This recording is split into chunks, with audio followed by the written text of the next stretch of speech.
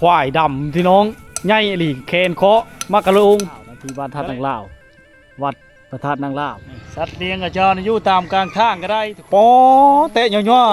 ๆเลือกแต่คอยมาเว้านี่ให้มันแห้งยานเข้าจะลุงมดป่าเนาะไปมุกเนาะแซ่บขนาดอะไรไปมุกนะเห็นชาวตุยบ่ได้เห็นแต่หึงเลยยังงามกว่าเก่าแห้งงามกว่าเก่าสิเนาะ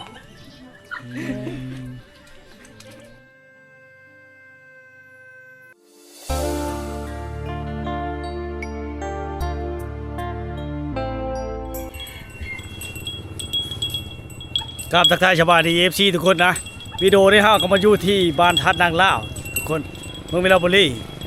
แขวงชนเขตนะนำภาพพี่น้องมาติดตามรับชมภาพบรรยากาศในยามแรงๆช่วงนี้ก็ฝนตกทุกคนเนาะฝนตกได้คือบอกอะไรเมื่อนี้ก็มาฮอดนี้แล้วใครแน่ฝนเอิญนิดนึงทุกคนเลยภาพพี่น้องมาติดตามชมภาพบรรยากาศโดนเติบแล้วนะที่เฮาบ่ได้มาบ้านทัดนางลาวเนาะหมู่บ้านแห่ง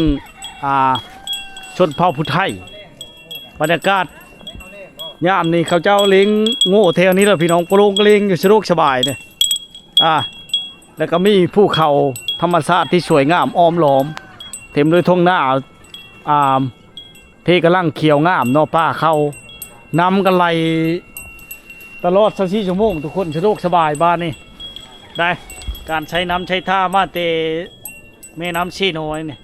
ไหลตลอดเลยทุกคนเลยอุดมสมบูรณ์ไปด้วยธรรมชาติผู้ทั้งนั้นก็เขาเจ้าก็เชื่อมองนำขึ้นแล้วทุกคนเลยจะว่านำจิทูมมาจากเนาะแล้วก็เฮาก็มาอยู่ในที่ชี้แยกเนาะทางเมืองซ้ายนี่จะไปเมืองชัยบุรีทองนะลัดเมืองชัยบุรีทองชื่อไปพุ่นไปวัดพระเจ้าองค์เสนไปโหภายนาเตอร์เนาะทุกคนนะทางนี้จะไปบ้านนาเตอร์นี่ทุกคนบ้านนาเตอร์บ้านผาพิล่างเนาะเลาะไปเรื่อยๆเนี่ยฝูงสัตว์เลี้ยงเขาเจ้าเต็มอยู่นะทุกคนนะนี่แหละบรรยากาศเนาะในยามแรงๆเอาฝากมาตอนผู้เลิศที่ขึ้นฮอดบ้านอยู่บ่อนอื่นบ่อนไก่ทั้งภายในและต่างประเทศบ่เคยมาบ้านท่านนางลาวเนาะบ่เคยมากราบไหว้ขอพรพระท่านนางลาวมาได้ทุกคนเลยแต่ว่าฤดูฝนนี่ยันน้ำท่วมทางเท่านั้นแหละเนาะถ้าก็มาได้เก่ายังเจ้าน่ะมาเลี้ยงโง่บ่แม่เฒ่าล่ามโง่ได้เบิ่งนำบ่นี่อย่ามันลงไปกินข้าวเขาบ่ลายโตเติมโง่ปลงปลงแถวนี้เนาะกระชบายปิ๊กแบบมีได้เดินน้ำเขาบ่ไปเท่าได้เอามาเอามาล่ามน้ำได้โง่ลายช่องแคมโตนี่แล้วผลตกได้ฉาลิฟเข้าเฮิร์นแล้วผลตกน้องโง่ได้มันเข้าไปเชื่อวันนี้ผลเอิญแล้วก็เอามาล่ามนี่แหละพี่น้องชาวบ้านเจ้าเลี้ยงงัวเลี้ยงสัตว์เลี้ยงเนาะทางยางนี่จะมาฮอดอันแถวนี้นะก็มืดทุกคนเลยเนาะได้เป็นบรรยากาศที่ยามแรงๆให้พ่อแม่พี่น้องมาติดตามภาพชมสัตว์เลี้ยงหรือว่าเบ้เขาอย่างต่างๆเนาะเขาเจ้าก็เลี้ยงแบบธรรมชาตินะทุกคนนะเนาะโอ้เบ้ทุกคนได้หมู่บ้านอันนี้นี่ถ้าน้ำท่วมมันจะท่วมไป2 ชั่วโมง3 ชั่วโมงเท่านั้นทุกคนมันลงมันลาดไปเลยก็ลงนะบ้านนี้ได้พวกเขาของพระพุทธไทยบ้านทัดนางลาวบ้านนาเตอร์บ้านหน้าย่มหน้าบ้านพดคอพดคำลายหมู่บ้านเที่ยวนี้นี่รถใจเขาเจ้าจอดอยู่ในทุกคนกะเขียมเฮ็ดหานได้นี่หานขายเครื่องขายของเนาะเป็นบรรยากาศยามแรงๆมาบ้านนี้นี่สะดวกสบายไปในนึงน้ำพี่น้องเนาะเพราะว่าแต่เป็นย่ามเลิกก็สะดวกสบายเบะเขาเจ้าป้อยเลยทุกคนนี่นะมันกินแบบธรรมชาติเลยนะแต่ว่าสูตรพักสูตรยาเขาเจ้าจะได้เฮ็ดแนวอ้อมทุกคนเนาะต้องได้เฮ็ดแนวอ้อมเลยทุกคนเลยนี่แหละคือบรรยากาศเนาะโอ้ควายดำพี่น้องใหญ่อีหลีแคนเคาะมักกะลุงกระแลงโยมนะทุกคนนะโอ้มันเคยได้กินเกลือเลยทุกคนบักใหญ่นะควายนะลึกควายเขาเลี้ยงตามกลางบ้านเลยทุกคนเลยตัวแม่หรือตัวทึกนี่ทุกคนโอ้ตัวแม่ทุกคนป้าแม่มันทึดอยู่พี่ลุ้นอยู่ทุกคนเนาะบักใหญ่ ชอนเด้จะควายเพลอทุกคนเลยเลี้ยงตุยพี่ดีงามขนาดเขตมะกะแรงอีกเนาะนี่แหละสัตว์เลี้ยงแต่ละอย่างเป็นธนาคารของชาวบ้านเฮามาเห็นโอ้ยสะอ่อนนะทุกคนนะเนาะแม่พักใหญ่คนเลยคือจะแม่นมันแม่ม่านกับบ่ฮู้งามขนาดควายบ้านเขาเจ้านะชมบรรยากาศยามแรงๆทุกคนเลยเฮามาบ้านธาตุนางลาวบ้านพุทธไทยแต่นี้เฮาจะเห็นเฮือนหลังใหม่เฮือนเก่าแก่ดังเดิมยังมุ่งแป้นก็มีทุกคนเนาะได้และจะเห็นสายน้ำแล้วก็จะเห็นเขาเจ้ามาให้แต่หน้าจะเห็นเขาเลี้ยงงูเลี้ยงควายเลี้ยงอย่างต่างๆเนาะนี่แหละพี่น้องยังใช้วิถีชีวิตดังเดิมมาแต่ให้แต่หน้าแล้วเชี่ยวขี่รถจักรบางบ่อยังขี่รถทีบเนาะทุกคนเนาะไรยังเห็นแบบดังเดิมแต่ขี่อะไรทุกคนเลยเนาะสัตว์เลี้ยงกับเจ้าอยู่ตามกลางทางก็ได้ทุกคนอย่าว่าแต่งูควายเนาะมาอย่างต่างๆมีหมดมีทุกรูปแบบสบายเพราะว่าเขามาบ้านเขาเจ้าเล่นรถบ่ไหวทุกคนเลยเนาะชาวบ้านคิดนี่เล่นธรรมดานะเพราะว่ายามฝนเนี่ยแล้วก็จะแนมเห็นพาบุญวิวภูเขาธรรมชาติที่สวยงามบ้านนี้อ้อมล้อมสะดวกสบายได้เห็นธรรมชาติที่ยังสวยชดงดงามแล้วก็ส้มอากาศบริสุทธิ์ทุกคนเลยชาวบ้านก็เจ้ากันย่างไปหาลิ้นน้ำมูน้ำคูลายบ้อนเนาะจะแตกต่างเดียวทุกคนเลยอันนี้จะเป็นเส้นทางกลางหมู่บ้านเนาะโชนลายจะเป็นเฮิรนหลังไม้หลายบ้านนี่ทุกคนเลยแนมเห็นกันเลยได้ชุดยอดบรรยากาศนะเนาะ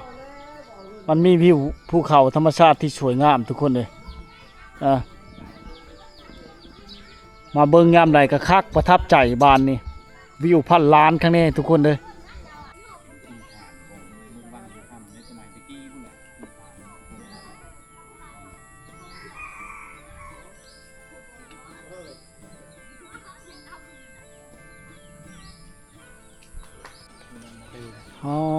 ทุกคนเนาะชนบ้านนี่ก็จะเป็นภูเขาชนบ้านนั่นก็จะเป็นภูเขาเนาะที่เราเห็นธรรมชาติถือว่าบ้านนี่ชุดประทับใจขนาดนะเข้ามาเลยก็สะดวกสบายไปอีกแบบผู้จะลุงกับเจ้าพี่น้องหลังจากเขาเจ้าตึกแล้วเขาเจ้าก็ปีนขึ้นตะถ้ามันแห้งได้นี่เขาพ้นตกก็บ่แห้งก็ไปตึกต่ออีกเขามาได้ป่านะทุกคนเลยโอ้บักเยอะนึงทุกคนสะดวกสบายไปอีกแบบเลยผู้ทางนั้นเขาเมื่อบ้านเมื่อช่องแล้วเมื่อบ้านนาเตอร์พวกนั้นทุกคนเลยนะเขาว่าน้ำท่วมทางเลยคือจะเป็นน้ำลาดทางนะทุกคนเลยยากเลยการสัญจรเนาะไปที่มาทุกคนเลยเดี๋ยวยุ่งยากเนาะนี่ก็จะมี100 ปลายหลังคาพอได้ทุกคนเลย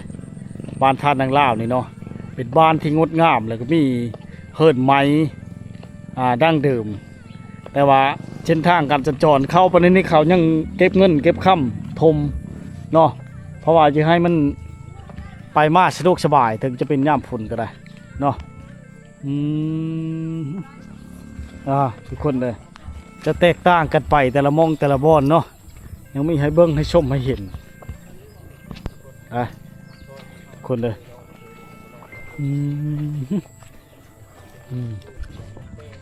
อันนี้คือเฮิรนนั่นน้องสาวนี่ทุกคนเลยเราไม่ได้มาเลยบ่ทางนี้นะไปเฮ็ดงานเลยบ่ไม่มาเลยไม่ได้มาเลยอยู่ชวันบ่เลยอยู่เวียงชวันน่ะไปเลยอยู่ดีมีแห้งบ่อยู่ดีมีแห้งอยู่เห็นแต่แม่ล่ะทุกคนเลย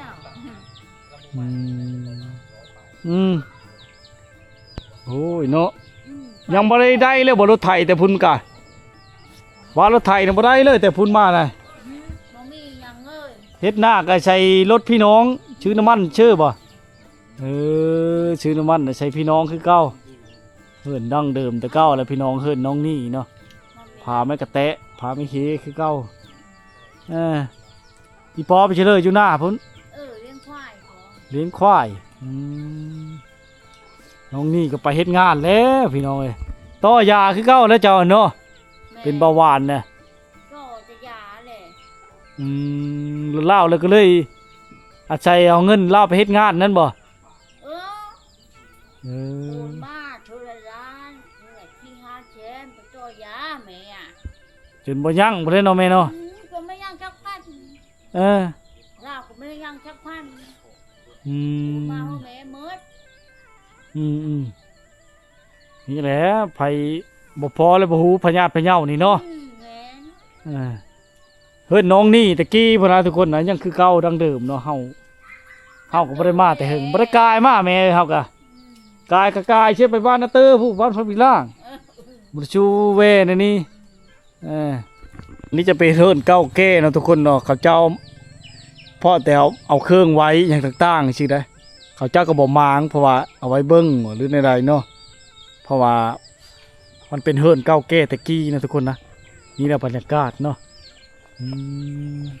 รถก็ได้ทยอยไปนำเลยนะทุกคนนะเพราะว่าเราแวงเนาะจะนำท่วมทุกคนเลยได้นี่แหละเฮามาเห็นเฮาจะเห็นธรรมชาติที่สวยงามอันนี้ก็สามารถไปได้นี่รถนะทุกคนเลยลัดไปใช้พระธาตุนางล่าวเนาะแล้วก็นำไหลบ่คาดสายเอาน้ำในนะหอยก็มีทุกคนหอยก็มีเนาะได้พระเจ้าในเชื่อนะข้างนี้เลยทุกคนเลยเชื่อกับแจกย่างดีเนี่ยโฟมขึ้นแต่ในนี้เลยก็ได้สะดวกสบายไปอีกแบบเนาะนี่คู่มือนี่มีเฮิร์นหลังไม้หลังไงแล้วเนาะแตกต่างกันไปได้น้องจ้อยจะคิดอยู่เฮิร์นหรือเปล่าทุกคนเนี่ยเฮิร์นน้อยๆไปเฮิร์นน้องจ้อยเนี่ยนี่จะเป็นเฮ็ดฮานนะต่อไปเนาะ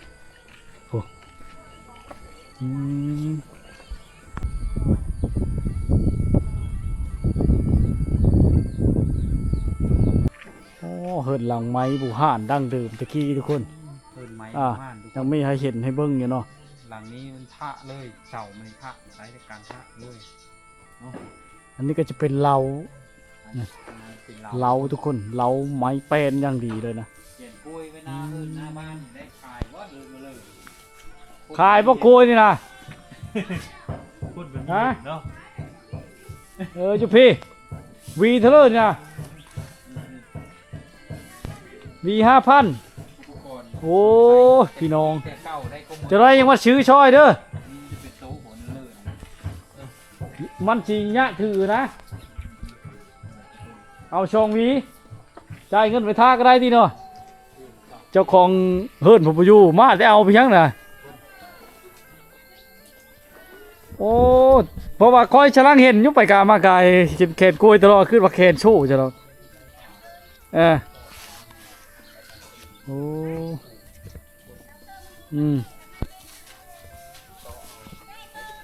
วีเท่าไรก็เอาเงินนี่มาแล้วจังเอามาแล้วจังเบาจังหน่อยเด้อจ่ายเงินไว้ก่อนลงหน้ากันไรทีโอ้เฮิร์ดดังเดิมยังยู่นี่เนาะอันนั้นเฮิร์ดหลังไม้บ่นี่นะหลังไม้ตัวนั้นเป็นที่เฮิร์ดโคแม่นเฮิร์ดโคบ่นี่นะ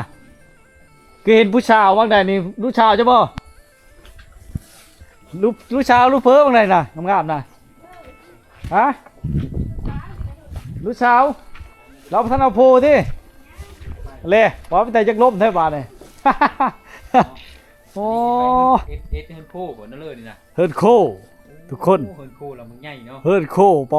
เฮิร์ดโคบูฮานทุกคนเฮ้ยชุดยอดอลังการเลยทุกคนนี่มาแต่เชื่อนี่มาแต่เชื่อนี่ยามวัดถือประจำวันวัดคำชนี้นะขึ้นมาแล้ววันนี้เนาะขึ้นมา5 โมงแล้วขึ้นมาคนบ่มาคนมีลายเนาะคนมาเป็นโจงโอ้ทุกคนเลยเนี่ยพี่น้องเนาะนี่คือพระธาตุนางล่าวหรือพระธาตุย่านางล่าวนะที่บ้านธาตุนางล่าววัดพระธาตุนางล่าวเป็นวัดศักดิ์สิทธิ์คู่บ้านคู่เมืองของชาวผู้ไทยเมืองวังอ้างค่ำแท้นี่ทุกคนเลยนี่นะทุกคนเป็นวัด แล้วก็จะมีวิวภูเขาที่อ้อมล้อมสวยงามข้างแม่น้ำเชน้อยทุกคนเลย ต้องได้ทายให้ทุกคนเบิ่งเพราะว่าเป็นวัดที่ศักดิ์สิทธิ์ผู้บ้านผู้เมืองวันนั้นจะมีผู้คนมากราบไหว้บูชา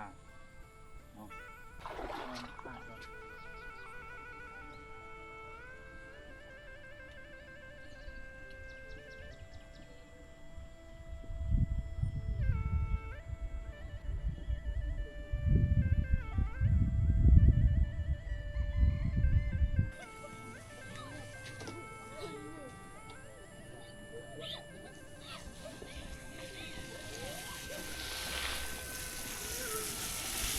โอ้ยโอ้ยรถเจอแล้ว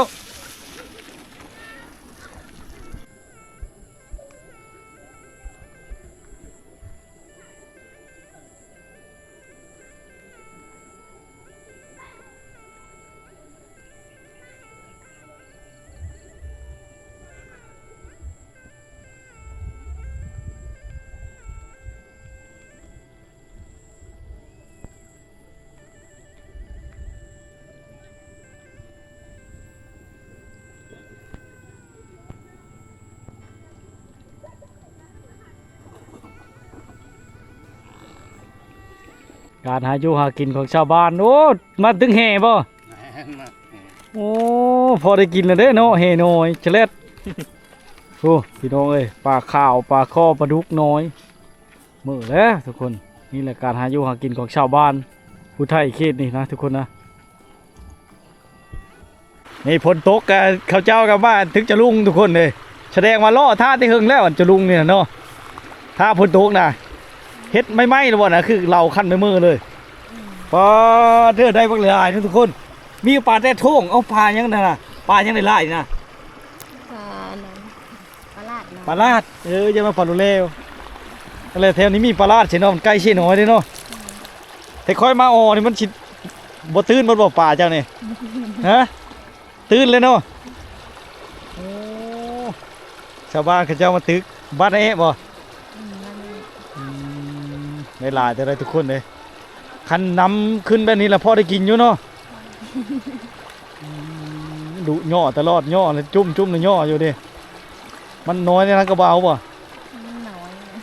รอดเอ้ามันงิ่งเลยนะมันจะเข้าอยู่ป่ะป่ะเนี่ยมันรอดไปรอดมาอยู่ป่าหน่อยเนาะหากระจุ่มแต่วันเดียวนี่ป่ะเนี่ย จุ่มบอลหนู เลยมานคัดชิมานแล้วเจ้านี่เนาะชาวบ้านถึงจะลุงพี่น้องเลยพอได้อยู่ได้กินอยู่แล้วนี่เลยโอ้เล็กน้อยทางนั้นก็ได้เบิ้งได้ตกได้เลยอันนี้ถือเลยดิฮะโอ้แต่นี้หาค่ำก็โยกายมุกพอแล้วนี่ตึกไปคายบ่หรือตึกกินน้ำไหลแห้งนี่โห้ยน้ำแจ้นี่คือสิโทมมาแล้วเนาะน้ำไหลแห้งทุกคนตูนธาตุนี่โห้ยยังคืนนี่นะโห้ยชายหน้ายมเป็นโห้ยเนาะเนี่ยเนาะโห้ยชายหน้ายมพอได้กินทุกคนเลยเนี่ยรถจักรเข้ามาเลยนะรถจักรเขายังมาได้บ่นะโอ้น้ำบักเลยลายทุกคนเลยเข้ามาเลยโอ้ลุยเลยนะหันโมเมนต์จักรคอนด้าในนอกแล้วทุกคนเลยยังไปได้บ่ห้วยน้ำแจนะเพราะเจ้าบริมาทางหน้าบริไปฮอดโอ้ยันไปบ่ได้เลยเนาะบริยานและเกณฑ์ไปบ่ฮอดข้างนี้มาแต่ยามตอนยามรีบ่หรือมาแต่ลิงูมาแต่หน้าชื่ออย่ามาไปยามตอนยามรีเฉดอกเฮ้ยทางนี้ก็พอทางนี้ทุกคนเลยมียังกันยังเลอะบอนบ่น่ะปั๊บไปปั๊บมาอยู่ฮะเลอะบอนบ่ได้อยู่อ๋อผู้ดีเต็มแยงเลยทุกคนโอ้ได้ลายเลยผู้นี้นะขอเบิ้งก็ได้บ่ฮะบ่เป็นยังดีโอ้ปอนแบบนี้แบบบ่ตายเลยของเจ้าเนาะแบบแช่น้ำเลยพูดทุกคนโอ้ย่อจนบนวิทน้ำได้ลายเลยทุกคนแต่อย่างงัวโอ้แบบนี้นี่ป่ามันบ่ตายเนาะงามพอได้กินแล้วเด้เนาะถ ถือว่าคุ้มค่ากับการย่อไม่เมยเนาะ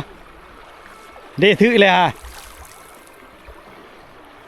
ขันยามแต่คอยมาออไปนี่มันก็บ่จะถือบ่เลยเลยเนาะเฮ็ดชะมอยอยู่เลยเนาะนี่ถือดีบ่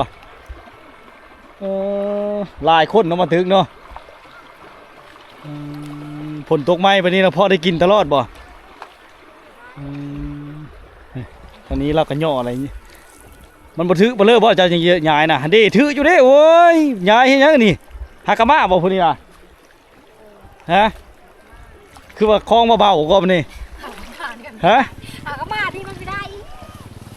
บ่ยานปีงบ่ ไม่ได้ยาได้ปีกคือย านแต่ปลาปลาทึโอ้เล่าหากะมาก็ได้น้อยนึงโอ้ลูกปลาเข่งเนาะหลายเนาะ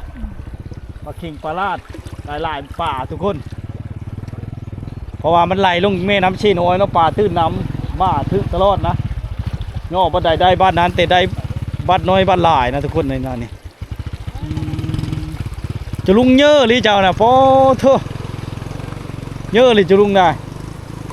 ตอนนี้กลายเป็นสายแม่น้ำเลยทุกคนเนาะการพลโบโตกก็ถือว่าเป็นทาง พี่ช่างกำลังมาเบิ่งเขาได้ชิโม่เลยนะขี้เต็มกระต้าเลย มือกะยาเฮามาน้ำหลังเฮากระตึกน้ำหลัง อ โอ้ได้หลายเนาะ ได้ลายได้อย่ามาทึกได้ลายเลยนะแม่ราคาเวะบ่อยู่เฮินเนี่ยเมื่อแม่ให้เขาจุ่มไปวางนี่นะ โอ้ผู้ทางนั้นก็ยายอยู่พี่น้องเอ้ยโอ้หลายคู่หลายคนนี่ก็จะตึกนี่นะ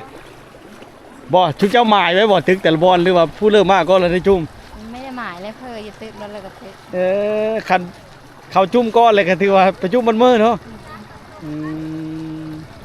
หมานได้เรานี่พี่น้องเอ้ยบ่ได้ไปบ่ได้แล้วเฮ้ยน้ำเจนะโทมนะผู้สาวอยู่พุ่นน่ะ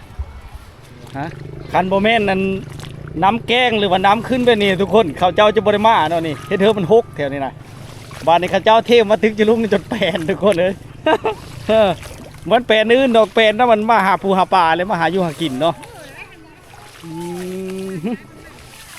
เฮ้ยผู้ชายตึกจะลุงทุกคนมาเบิ้งเราเด้อนี่ตึกขายเพราะผู้ชายตึกกินนี่ ผู้สาวนั่นได้รุ่นหนึ่งเลย ผู้ชายรุ่นหนึ่งพอเถอะได้หลายเติบเลยได้นี่หากะมาบ่เนี่ยนะคือได้หลายแท้ มามัน1 โมงนี่ 1 โมงนี่ก็3 โมงโอ้2 ชั่วโมงเลยอ๋อจะลุงน้อยชื่อกันยังหมานจะลุงที่จะพ่อยังได้หลายไว้เนาะบ้านละ20ปอเถอะทางโน้นนี่ชื่อโหพวกเราถือกระถางพวกนั้นนะมันไม่ยากบอกกระถางนะน้ำชีเพลอผ้าอิดเดี๋ยวแม่นหากะมาบ่ล่ะเอ้ยหากะมาตึกบ่เคยตึกน้ำข้าวป่ะชาโอ้ยไผ่อิดบาดนี้กระยังดอกนี่กระยังคือเล่านี่นะขณะเราเฮ็ดนะโมนตอนนี้เฉยไปเยอะฮอดเข้าแล้วนี่จังหน่อยมันถือคักน่ะลืมฮอดกินข้าวหรือว่าบ่ทันได้กินบ่ กินแล้ว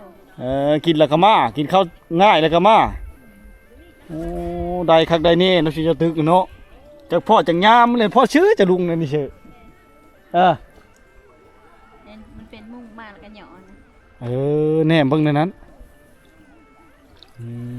แหนมเบิ่งจนเห็นฮอดโตป่าพุ่นน่ะทุกคนแต่โตมันน้อยเนาะโตมันเยอะนี้หากระพุ้ยมาเชื่อเลย โอ้น่าเด็กจุดคิดนะทุกคนนะพูโอ้ยเอาจุลุงที่นะมาตึกนะ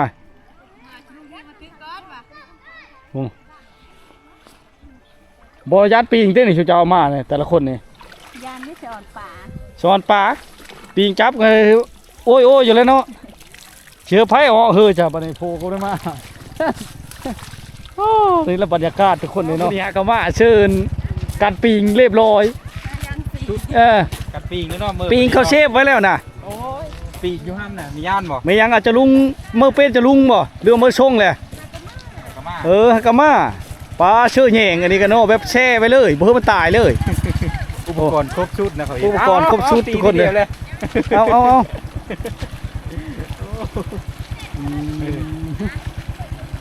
หาบนลุ่มนะมันเรือมาหลังหาบนลุ่มหญ้าเลย ตึกกระโตกลางทางเลยเจ้ามานมาจักจิเจ้าตึกไงของเจ้าจะลุงเยอะโกมดทางไงเวลารถมาแล้วก็ย่อขึ้น นี่แหละปลานะปลา เนาะฝนกระตกเข้ากันบ่จะขึ้นบ่ได้ไหน ถ้ามันแดดฝนแน่แต่ว่าวิวธรรมชาติสวยงามมีภูเขาผาบุญผาอย่างต่างๆเนาะเส้นทางอย่างมีสัญญาณอินเทอร์เน็ตมีไฟฟ้าทุกคนแคบทางเขาเจ้าชาวบ้านกันมาตึกจะลุงนี่โอ้ได้เนาะจะตึกจะลุงเนาะโอ้จุดเครื่องคลองเลยนะทุกคนปลาเถอะมียังมีกับขันมะพอมาเนี่ย ปลามีได้เลยเนาะจะลุงไปเนี่ยนะแถวตึกได้บ่น่ะเมื่อกินได้เหมือนแดงนี่พลาดตรงนี้ใช่ไหมเนาะเบิ่งเด้อโอ้เธอปลาซิวเนาะปลาโนดบ่เจ้าเอิ้นน่ะเจ้าว่าเอาผู้ไทยแถวนี้เพิ่นเอิ้นปลาโนดแถวเอิ้นปลาซิวได้อแถวใดโอ้ท่านั้นคือสิได้หลายตัวนั้นมันเยอะเนาะ ลายเอ้ยนานพอตื้อก้อนเด้ ตึกก้อน แม่น ปลาดองย่าๆในกระยังแล้วทุกคนได้หลายขนาดแม่กับลูกบ่ตึกนี่นะ ลานเพ้อ ลาดเพอได้ลาดเพอมาแต่บ้านเลยโอ้ป่านได้ดิ บ้านที่ขังบอก บ้านนาขี้ข้างบ้านนาขี้ข้างนาชะเลาะนี่เลยเนาะ ลูกเพ้อลูกสาว อื ลูก ม สาวคอยเป็นยานี้ อืมอืม น้ำในมื้อเช้านี่ก็ลายคันนี้บ่ได้ว่าเอากระมาเอาเนี่ย หน้านี้แหละค่ะ มันสิช่ำนี้แล้วเนาะฝนตกแล้วมันตื้นชื่อๆแถวนี้เนาะ มันจะแห้งแล้ว ได้หลายได้พี่น้องเอ้ยนี่บรรยากาศเนาะฤดูกาลนี้ฤดูกาลตึกจะลุงทุกคนเอ้ยหลังจากแล้วให้แล้วหน้าเนาะตึกจะลุงบาดนี่เออ แต่ยังบุทึกจะลุงเด้ขาจะหัก ได้เอาตัวนั้นได้ตัวยื้อน่ะบ่ได้บ่มันรอดบ่ รอดได้ รอดโอ้ยแล้วชาติคือว่าจังซี่เนาะ ใหญ่กับจะลุงน้อยเด้ มื้อเอาไปหาจะลุงก็ หลายคนได้ คันแม่นวาอันได้จะลุงที่นี่ได้หลายเนาะป่าเนาะ ป่ามันยังน้อย ป่ารอดเมื่อเอาเพื่อ ลูกเพอเราได้หลายขนาดทุกคน จะนำงานป่า ปอเตะย่อๆให้เลิกแต่คอยมาเว้านี่ให้มันแห้งยานเข้าจะลุงหมดป่าเนาะลึกอีหลี หลายรุ่นๆเฮาเนาะ ไรรุ่นๆเฮาถ้าเบิ่งย่อแต่บ้านเลิกกันได้บ้านนั้นมันเป็นลาวเป็นคนมาอ่านเนาะ มันขึ้นได้ดีนะ อยู่นี่บ่ มันน้ำตุ้นมาเนี่ยมันขึ้นได้ดี มันลอยมา ป่ามันเวิร์นเนาะป่ามันตื้นนำ โอ้ มันจะลุงใหญ่ เออ ใหญ่ โอ้พอได้กินนี่แหละพี่น้องบรรยากาศเนาะมาแถวนี้จะเห็นภูเขางามทุกคนเลย รอลุ้นเพิ่งกี่บาท ชาวพุทธไทยเมืองว่างตึกจะลุงทุกคนนี่ได้คู่บ้านเนาะ ได้บ้านเลยบ่มีได้กูว่า ตักชิมานั่นมันเป็นน้ำจะลุงมันเป็นน้ำข้นเนาะ จะลุงใหญ่ จะลุงเยอะเลยได้เบิ่งได้ฟอเอาไปมกเนาะแซ่บขนาดอะไรไปมกนะเอามือเฮ็ดให้เรากินนี่เฮ็ดประเดะบ่ มก มกมกเชื่อไปตองโกย แม่ เชื่อเท่าโอ้สุดยอดเลยแซ่บตั้งชิได้คู่บ้านอะไรเนาะหมุนเนาะนี่บ่เยอะฮอดเข้าบ่แล้วนี่แม่นบ่ทันได้กินฮอดเข้าใช่บ่นี่ กินแล้วกินข้าวแล้วก็มา กินข้าวแล้วก็มาใช่ไหมเพราะมันดีใจได้ปลาลายนี่มันเยอะเข้าเลยนะคนเฮานี่นี่บรรยากาศทุกคนในฝนกระตกลิ้นเนาะต้องใช้ชุดกันฝนมาเพื่อว่ายามมันหนาวเนาะมียังใช้ชงนั้นพร้อมย่านปิงจับบ่ ยันปีกไปตึกโหยันปีก โอ้ปิง ได้ปีกมีโหยาง พอเถอะอ่อนเลยทุกคนนึกได้ลายนี่เนี่ยพอเถอะเป็นน้ำข้นตึกเด้อหรือเป็นน้ำจะลุงช่องย่างแล้วทุกคนเลย เมื่อกี้ก็เป็นน้ำข้นแน่ ผู้หมาน คนหมาน จะลุงผู้มีหมานมีหมานได้ จะลุงขี่ได้เลยนะดึกจะลุงบ่ถ้าตุยไปใช่คือบ่เห็นกายก็มาจ้ะ ใส่เอเวะหักกระบอก ไปเฮ็ดวิ หางมา นี่นะดำหน้าแล้วเจ้าไปเฮ็ดวิบ่ ไปดิ้นชิโน่ ไปเฮ็ดวิอยู่ชิโน่มาแล้วมาได้จังมืออะไรเนี่ย ได้ละมีประมาณผิดนะ ทิศหนึงผู้สาวทุกคน เห็นชาวตุยบ่ได้เห็นแต่เฮิงเลยยังงามกว่าเก่าแห้งงามกว่าเก่านี่เนาะอารมณ์ดีขนาดบ่ไม่ยังเนี่ยกำลังสิไปบ่ไปแล้วนี่ในใช้เชิญในใช้คือบ่ถือกระตากระยังไปมันจังสบายมันบ่โหเด้อน้องสาวนะบ่มันบ่โหเด้อน่ะมันยะเด้อน่ะเจ้าสิถือคู่นี้ไปชื่อน่ะ เออไปกับไผอันนี้น้องสาวจะว่าในร้าน ร้าน ร้านฝนตกมันมือเปล่าบานจ้ะเนี่ย แม่หักเอิญ หาเกินหาแนวกันน้ำได้ผู้ชาวโทรหากันบ่ได้เด้โทรหาผู้บ่าวบ่ได้เด้อน่ะโทรศัพท์มันนะ ชื่อนั่นเลยวะ ตุ้ย ตุ้ย เออ ตุ้ยคือมีตุ้ยวะ น้องชาวแบงบ่ น้องบอก เอาแบงไปใช้จ้ะ นอน พักผ่อนอยู่เฮิรนจักสิไปทางเลือนี่ไปให้ตึกจะลุง จะไปตึกป่า จะไปตึกป่าตึกชิเลอร์ป่า ตึกเฮ้ยน้ำลายเฮ้ย โอ้ยอยู่พุ้นบอก เด่นในห้างเด็กเลย อ๋อ เคย ตายนี่ดิ เคยไปอยู่เนาะพอได้กินบ่ ไม่ได้ไปซื้อ ไปชื่อๆแบบปัจจัยมากหากินแล้วไป ลองเบิ่งบ่ สาว ตึกตลอดบ่คนฝนตกน่ะตึกตลอดบ่อยู่บ้านเจ้า เขาจะไปเขามานี่แหละ ทางก็จะไปเท่ามื้อนี้อ๋อเดี๋ยวบ่ไปตลอด แสดงว่าปัญหากระตุกท่อมันนี่เนาะคนนี่เนาะ ตกตลอดตก ฝนตกแห้งน้ำไม่ท่วมบ่เฮิ่นเดี๋ยวนี้ฮะ ท่วมหน่อยเดียว ท่วมในเดียวนึง มันเคยโทมอยู่แต่มันรอดไปชื่อเนาะ ท่วมในเดียวแล้วมันบกเนาะอ่า ไปจื้อใดทุกคนชาวตุยเนาะมือก้อนนั่นเล่าชักเครื่องอยู่ในริมน้ำอะนะทุกคนห้องน้ำบริชักที่มือนี่ฝนตกเนาะเรียกว่าแล้วแหละ บริษัท ยามอาบน้ำน่ะไปอาบแถวคลองนี่บ่คุณจัง เอาห้องน้ อาบห้องน้ำอ๋อผู้เริ่มมีได้ห้องน้ำน่ะไปอาบที่คลองบ่ ำ แต่เก้าเจ้าก็เคยอาบบ่ คือ เคยคือกันเนาะ กันไฟดับมันไปอาบพุ่นแล้วเนาะ ไม่ได้น้ำ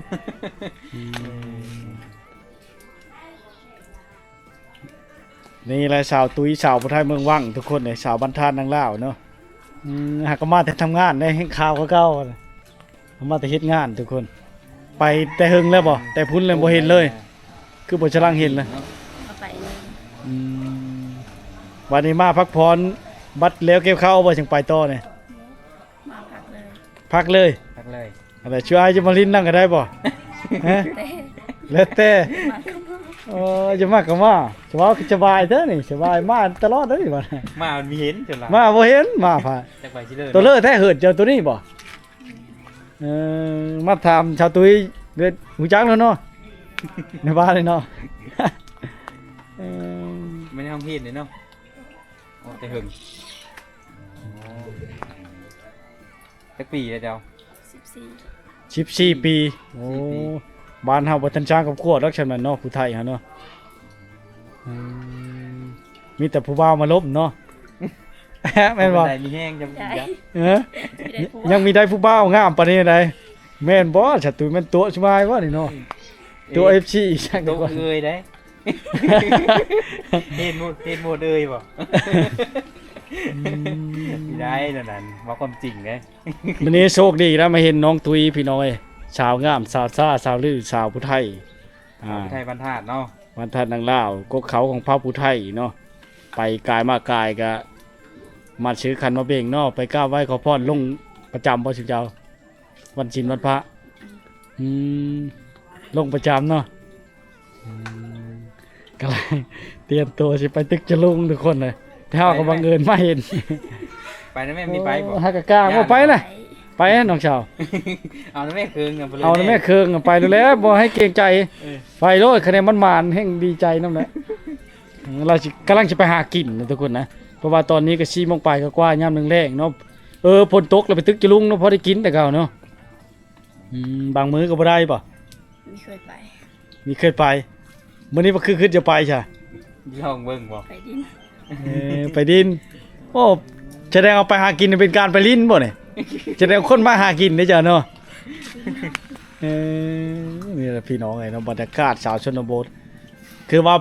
มีแนวเอสเราต้องหาแนวเอสเลยเนาะหาอยู่หากินบักเทือกไปหาหน่อไม้ป่ะ เคยไปอยู่บ่หาหน่อไม้ เคย หน่อไม้เพื่อแถวนี้เขาไปหาสบาย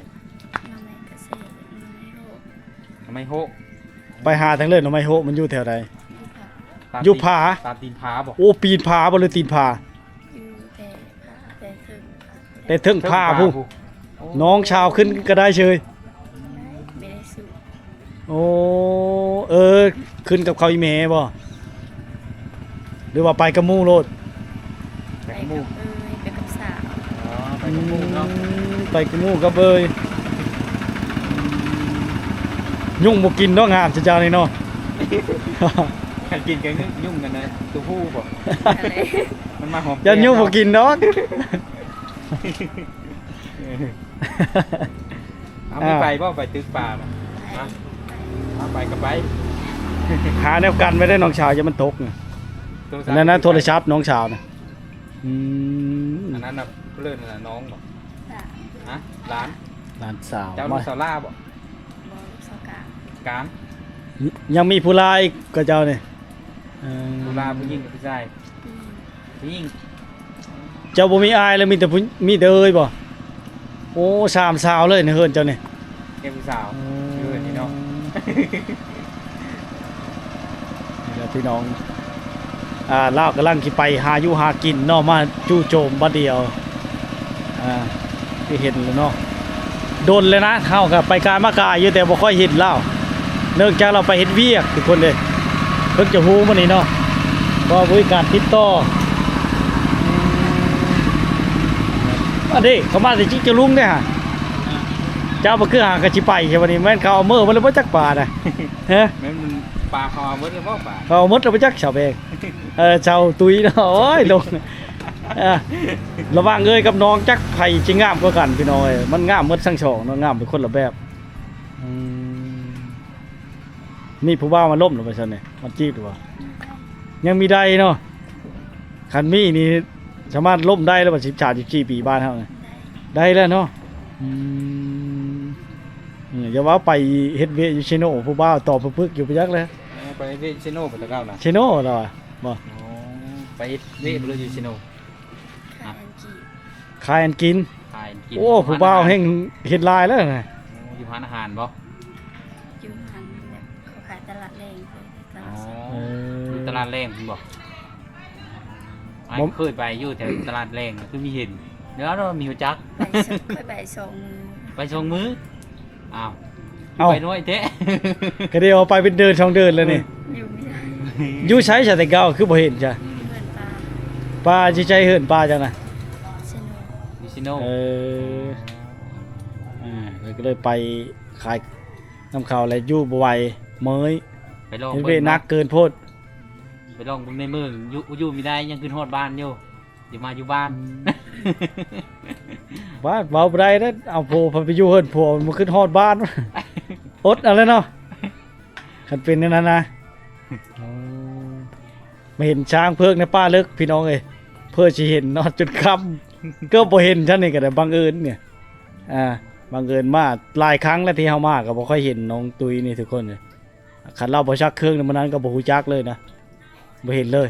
ประมาณได้ถึงเลยบ่ แต่เฮิงแล้ว เกือบ ไป ปี ชามเดิน 3 เดือน ชามชีเดินพุ่นเนาะน้องสาวชื่อไอ้บ่ชื่ออยู่เนาะ อย่ามีชื่อ ชื่ออยู่รอพี่น้องไว้นี่แหละเนาะ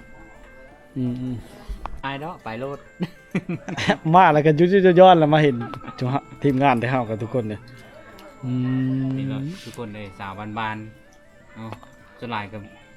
มีจะเห็นมากันมาบางเธอนะไปให้ไปหน้าหรือบางทีก็อยู่เฮิร์นก็จงยามฝนนี่เนาะ คันย่ำแรงเนี่ยไปเฮ็ดมันบ่ได้เฮ็ดมันบ่เฮ็ดชวนมันบ่เฮ็ดจังบ่ได้เฮ็ดเวะไปเด้อจ้ะย่ำแรงน่ะบ่ได้เฮ็ดไปเลย เดี๋ยวจะได้เงินใช้ค่ะหานั้นเลย ขอละแม่ ขอน้ำแม่คันได้ผู้บ่าวขอน้ำผู้บ่าวเนาะยังบ่ได้ผู้บ่าวเนาะไอ้พี่ทุกคนครับบ่ได้เยอะอย่าโทรหาเราต้องมีเงินตืมบัตรเนาะฉันเลยบ่ได้บ่จับไว้ชื่อโทรศัพท์นี่โลกโซเชียลกะเขาบ่ได้เงินนำแม่นะบ่ได้ตืมช้ำบ่โอ้ แล้วจะโทรหาผู้นั้นผู้นี้ก็บ่ได้แล้วว่าเนาะเขาสิติดต่อกะนี่แหละพี่น้องเอ้ยแต่เฮาก็บ่ได้การติดต่อแล้วนะคือเห็นนั่นแหละไปกายมากายอยู่ เฮิร์นนี่ ค่อย แต่ว่า นั่นน้องสาว เดินทางอยู่เฮิร์นนี่แต่ว่ามาจนหลายมีเห็น นี่เห็นถามหากันเราบ่อยู่โชลายบ่ชูอยู่เฮิรนบ่น้องไปหน้าบ่ไกลบ่หน้าเจ้า แต่ทำ ปอ ทำป้องคุณ ไปทำป้องพุ่น เอาไปทำในทำป้อง อย่าว่าที่พระทำป้องพุ่น คือ เออ เอ แต่บ้าน อ นี้ไม่ได้เข้ามา แถวนั้นระเบิดลายได้ระวังนะแถวนั้นเคยเห็นบ่อย่าไปตองมาเด้อืมมันบ่คือตองผู้บ่าวเด้อตองระเบิดมันแตก แตกมาเลยแล้วเลยเนาะ โอ้ยคนงามๆนึง แล้วซื้อชิ้นซื้อเลยเนาะ โอ้ยนี่พี่น้องเอ้ยบังเอิญมื้อนี้ก็มาเจอน้องทุยเนาะคนงามไปก็ถามข้าววันนี้ได้เห็นตัวจริงเลยยังโชดอยู่คือเก่าทุกคนเด้สามารถจีบได้เนาะโชดอยู่บ่ โชดโชดได้ยินจากปากแล้วโชดแล้วพี่น้องเอ้ยรถไถเขา2คันพุ่นน่ะรถไถเจ้านี่ รถยืนเหินใหญ่ มันเข้าบันไดแล้วมันจอดอยู่เฮือนเจ้านี่รถเจ้าคันเดียวบ่เจ้าขับเป็นบ่รถไถนี่เป็น เป็น โอ้นี่น้อยเจ้านี่ไดปอแต่ช้ำชุมายเนี่ยบ่จับจูมชวานบ่ว่าซะเนาะแข็งแห้งบ่นั่นเจ้าเนาะโอ้ เขาไทยก็เป็นไทยหน้าก็เป็นบ่ เก่งนะเจ้าเนาะ เป็น น้อยมาเพชรขี้หนูเด้อผมว่าเลยน้อยมาคิดขี้หนูทุกคนนะโอ้น้องตุยคนเก่งขนาดทุกคนนะครับรถไถก็ได้ ความดุความมันมากในกลางจะลุงจะเฮิ่มเลยนี่บ่ไปชำบาดนี่มาเห็นทีมงานที่เฮามาพบพอเลยกันนี่แหละพี่น้องเนาะขอบเจอหลายเด้อที่ให้กันจะพาดเอาลมน้องตุยคนงามเป็นผู้ดีเป็นตาแพงทุกคนเลยนะฮักข้าวพี่น้องทั้งภายในเนาะอยากมาเที่ยวมาชมครับมาต้มไก่เฮิ่นเจ้าก็ได้บ่พาเขามาต้มไก่เฮิ่นเจ้าได้เนาะตอนยังโชดนี่ได้เนาะนะทีมงานทุกคนถ้าผู้เลิกไปกายมาเวมากราบไว้ขอพรประธานนางลาวเนาะมากินต้มไก่เพิ่นชาวตุยได้ถือไก่มาได้เนาะ บ่มีไก่ได้เนาะเรือมีบ่ไก่กะบ่มีเป็ดได้ซะ เป็นได้เป็นแม่ เป็ดแม่เนาะแต่เอามาแล้วต้องซื้อได้เนาะ ต้องซื้อเอาเนาะ เรียกว่ากินฟรีบ่ ซื้อเป็ดอีแม่บ่แม่นเป็ดเจ้า โอ้จักพ่อแล้วบ่แม่นเป็ดลาวทุกคนน่ะ เป็ดอีแม่ก็เลยจะเป็นได้ซื้อเนาะขอบใจหลายเด้อน่าชิมาแวะมายามไม่น้องชาวคนงามขอบเจอได้หลาย